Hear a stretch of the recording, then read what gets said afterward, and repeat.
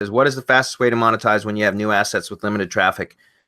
And how can it be done cost effectively in conjunction with the initial digital asset break-in seasoning period?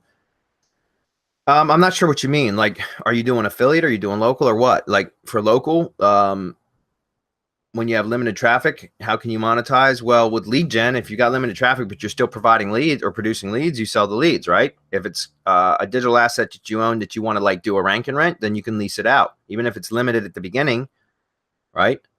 You can actually lease it out, you know, as you're trying to get it ranked. If you can at least produce some leads with it, that's something else you can do. If it's an affiliate site, I'm not sure. Maybe start using it to build an email list. If you have limited traffic, I'm not sure. You got to get your traffic up, really. You guys have any ideas for that?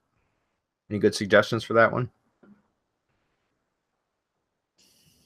I'm trying to think, because other than that one, what you suggested, Bradley, I monetize when the new asset with limited traffic.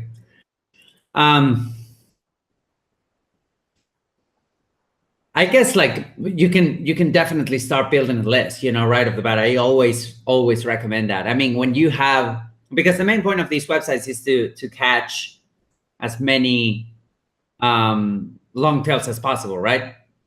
And then funnel them to a funnel or to an offer rather. So I'm trying to think, maybe I haven't done much with Lead Gadget, but what I almost always suggest is that you can start building a list right off the bat, and this can be done with, you know, PDFs or whatever on the sidebars, or even I don't think that this question specifically has to do with the first question. I think this was just, he's talking about having a digital asset that has limited traffic that's not monetized. Oh. How can he monetize it? Right.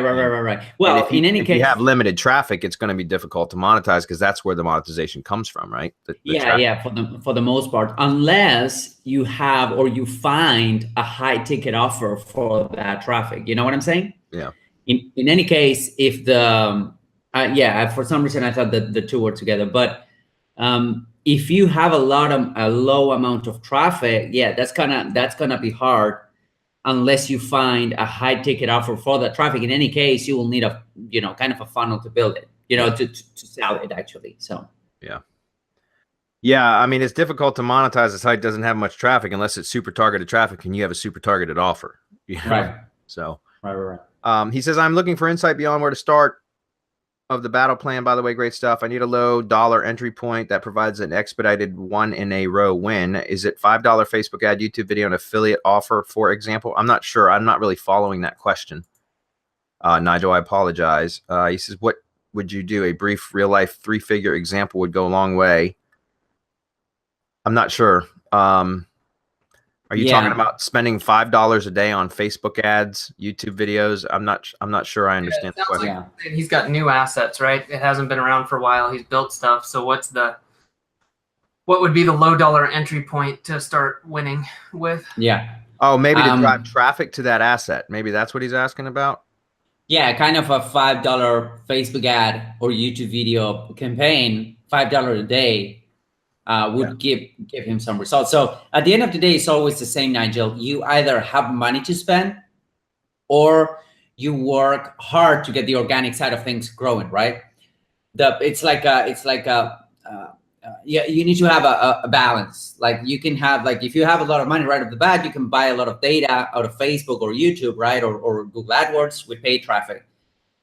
If you don't have a lot of money, the organic / free, quote unquote, because there's no such thing as free traffic, but you have to put the time to build that, right? Yeah. So you either have time or you have money, right? Which are kind of the same thing.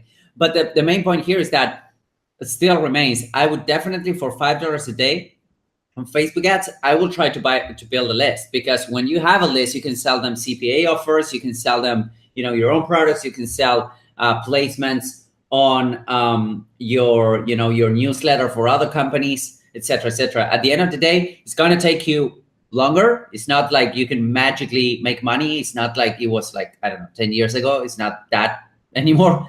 Like you either put the time and a little bit of money, or you put a lot of money and a little bit of time, or both, you know? So it's up to you how long and hard you want to you want to work. If you're building, for example, blog and you're trying to rank on Google, it's going to take time, right? It's going to take time to get those results and to get that traffic going. In the meantime, $5 a day can accelerate your results. So I wouldn't say do one thing or the other. Instead of either or, do both, you know? Yeah. And, you know, Hernan said that he would spend $5 a day on Facebook traffic, and I would spend $5 a day on YouTube traffic. So there.